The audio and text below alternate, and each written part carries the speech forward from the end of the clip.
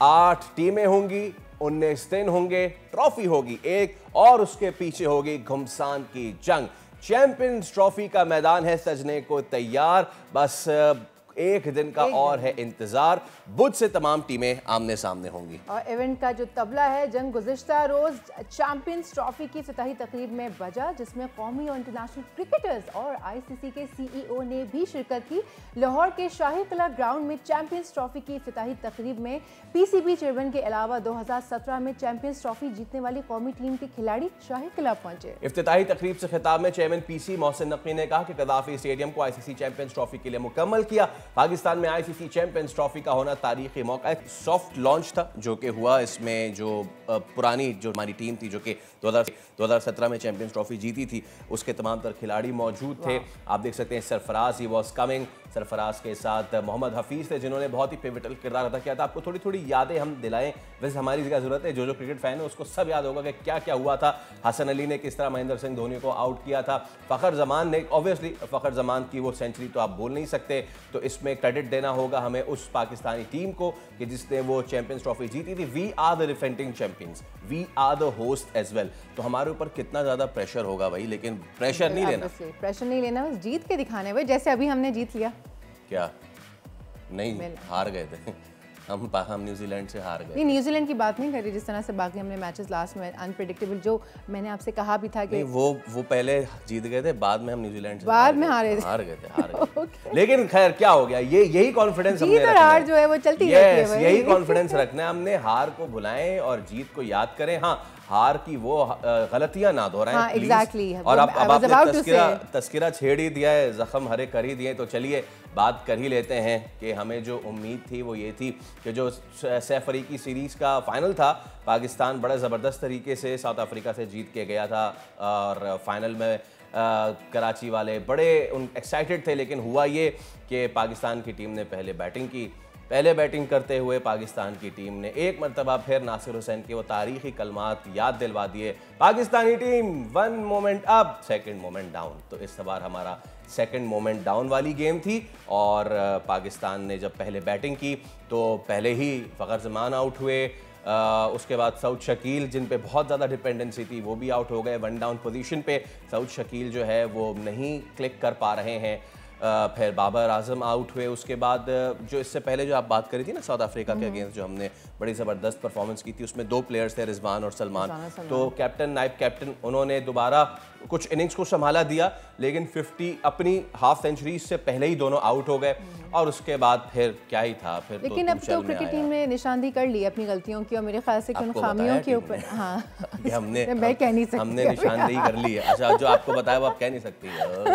नहीं, मुझे नहीं बताया, खामखाई लाइव आप कंट्रोवर्सी ना क्रिएट करें। नहीं, बताया होगा ना कि इसमें क्या है भाई। अब आपको पता चल गया होगा कि भाई हमने मतलब कि शाहीन कह रहे होंगे कि सोनिया मैं जो है ना अब आइंदा बॉल आगे नहीं करूंगा, मैंने आपको बता दिया। इसी तरह नसीम शाह कह रहे होंगे कि आइंदा जो है ना मैं बॉल जो है वो वाइड नहीं करूंगा, बता दिया मैंने। बाबर ने कुछ बताया आपको? ये बताया बाबर ने कुछ बताया नहीं, कुछ नहीं, ये चल रही है मेरी। क्योंकि सिर्फ आप नहीं, सिर्फ मैं नहीं, पूरी दुनिया, पूरा पाकिस्तान इस वक्त पूछना चाह रहा है बाबर से कि बाबर क्या हो गया यार, आपको क्या हो गया। मतलब दिस टूर्नामेंट जो अब इस वक्त आ रहा है ना, चैंपियंस ट्रॉफी, इसमें अगर बाबर ने परफॉर्म नहीं किया तो मैं क्या करूंगा, मैं झेलूंगा, बर्दाश्त करूंगा, क्या करूंगा मैं, या क्या ही कर लेंगे पाकिस्तानी फैंस। तो ये जो ट्राई सीरीज का खैर फाइनल था, इससे बहुत सारी उम्मीदें वाबस्ता थी, नहीं हो सकी वो।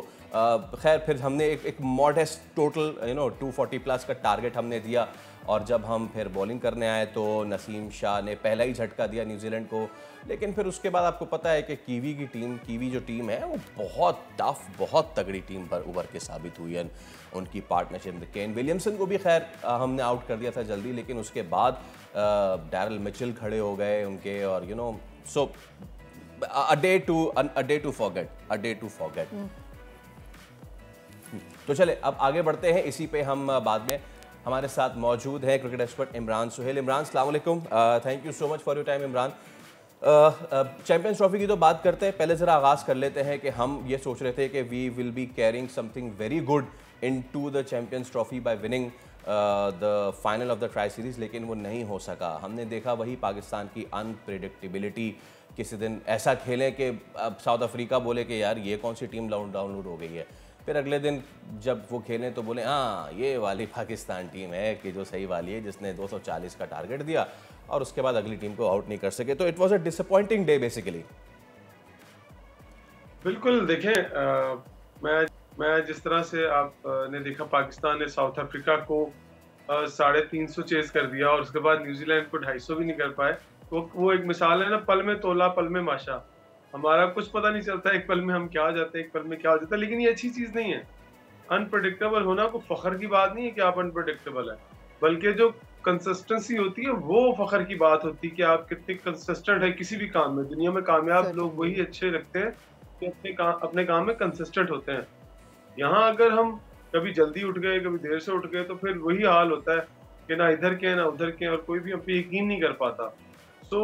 मुझे लगता है कि पाकिस्तान टीम को अपना जो पुराना दौर है कि वो मुसलसल जीत हासिल करते थे उसमें वापस आना चाहिए। आपको पता है पिछले 10 सालों में तो मैंने बताया था कि 35 मैचेस हमने खेले हैं, जिनमें से हम 13 सिर्फ जीते हैं और बाकी सारे के सारे मैचेस 20 मैचेस न्यूजीलैंड ने जीते हैं।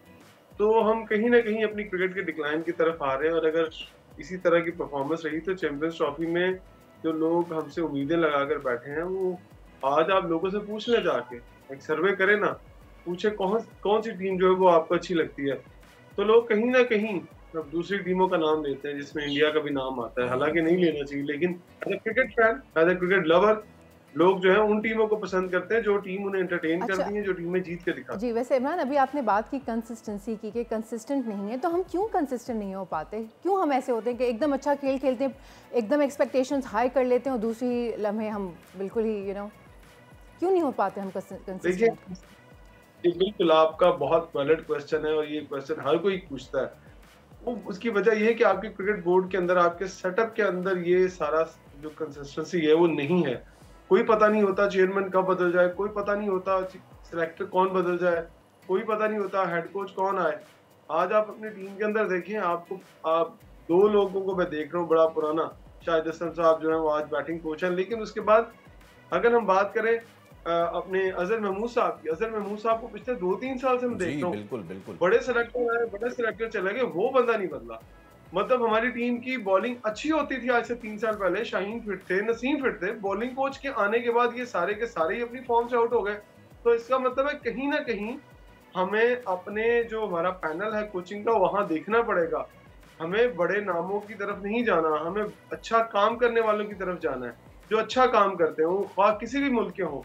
लेकिन हमारे फास्ट बॉलिंग लाइनअप जो है उसको भी ठीक करने की जरूरत है। कि कंसिस्टेंसी तभी आएगी जब हमारे सेटअप के अंदर कंसिस्टेंसी आएगी, क्योंकि देखें हम तसलसल के साथ जीत की बजाय अपनी तब्दीलियां करते चले आ रहे हैं। हमने बहुत कहा, आप लोगों ने अपने प्लेटफॉर्म में बड़ा, फैसल भाई ने बात की कि देखें फहीम को मत रखें, आपके पास चांस है निकाल दें उसको, कोई और ले आए। आप अपनी जिद पे अड़े रहे। रिजवान को एतमाद नहीं है जिस शख्स के ऊपर, कप्तान को एतमाद नहीं है, वो टीम के साथ चल रहा है, और फिर आप उससे 2 ओवर करवाते हैं और आप कहते हैं हमारा बेस्ट चॉइस और बेस्ट ऑलराउंडर। मैं बिल्कुल मैं जरा मेरे 2 अनमोल रतन, उनकी अब मैं जरा बात कर लूँ आपसे इमरान, क्योंकि बहुत शोर वावेला होगा मचाया गया, फिर हमें बताया गया कि अरे नहीं खुशदिल एक फिनिशर हैं।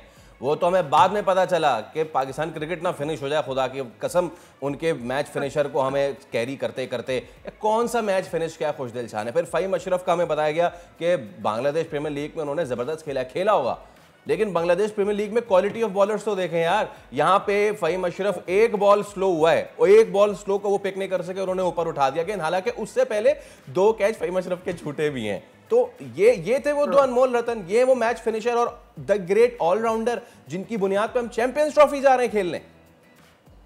आपने सही कहा, 2 अच्छे फिनिशर हैं। फ़हीम ने मैच अच्छा फिनिश नहीं करवाया, उन्होंने कहा कि लास्ट बॉल पे चौका खाने की बजाय उन्होंने वाइड बॉल फिनिश करा दिया। कैसा अच्छा फिनिश किया उन्होंने, ये फिनिशिंग है। आपने बिल्कुल ठीक कहा।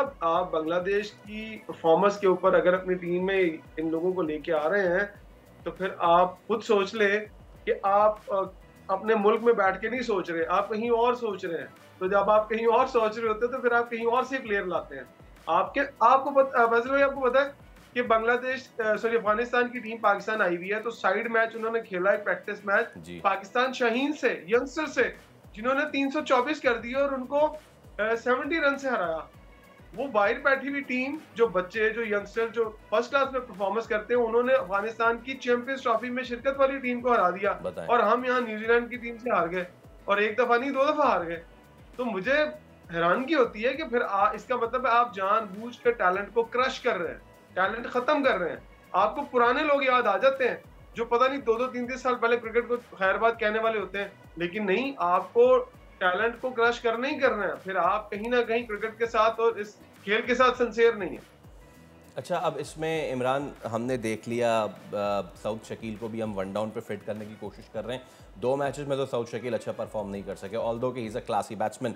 आपको लगता है कि उनको मजीद इसी पोजीशन पे मौका देना चाहिए? हम कमोबेश इसी बैटिंग ऑर्डर के साथ चैंपियंस ट्रॉफी में जा रहे हैं, या फिर टू योर लाइकिंग आप कुछ ऊपर नीचे करना चाहेंगे? देखिए, मुझे लगता है कि हमें ना, अगर हमने उस्मान खान को रखा था ना, तो उस्मान खान को इस सीरीज के अंदर यूटिलाइज करते, उसे चेक करते कि वो क्या चीज है। सबको पता वैसे क्या है, लेकिन देख लेते। लेकिन अगर बाबर को कहीं ना कहीं हम उनकी पोजीशन वापस दे दें और उन्हें कहें जाके आप अपनी वन डाउन पोजीशन पे खेलें और कहीं से मेकशिफ्ट ओपनर और लें, साउथ शकील भी मेकशिफ्ट ओपनर, अगर आपने तजर्बात ही करने हैं तो अपनी जो पावर है, जो आपकी मेन स्ट्रेंथ है, उसको तो वहीं रखें, उसको तो मत छेड़े ना। आप जहां वो वन डाउन में अच्छा खेलते थे, आपने उसको वहां से शफल करके ओपनिंग में लेके आए, क्योंकि वो आपका मेन प्लेयर है, आप समझते हैं कि बाबर बहुत परफॉर्म करता है, उसको वही रहने दें और किसी को तजर्बा कर ले, शायद और कोई क्लिक कर जाए, उसको तो मेंटली ना डिस्टर्ब करे। साउथ शकील वाली जहां तक आपने बात की, मुझे लगता है साउथ शकील का जो नंबर बनता है वो 5वां नंबर बनता है, 4था या 5वां नंबर बनता है, उनका ये नंबर नहीं बनता है। अगर वो वन डाउन पोजीशन पे आगे खेलते हैं तो इट्स अनफेयर कि उन्हें यहाँ पर खिलाया जा रहा है। ठीक है, चलें, बहुत शुक्रिया इमरान।